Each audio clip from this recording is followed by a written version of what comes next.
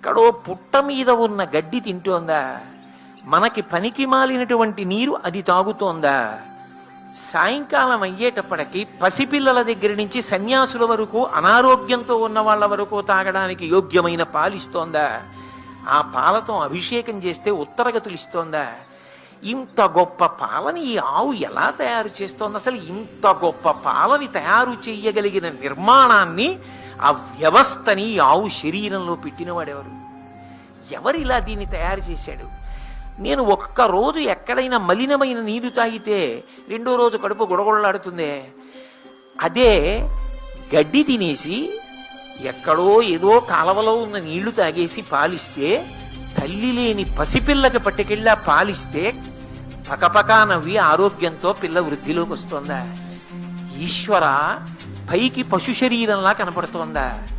ఇంత అద్భుతమైన పదార్థం దాంట్లోంచి వస్తోందా?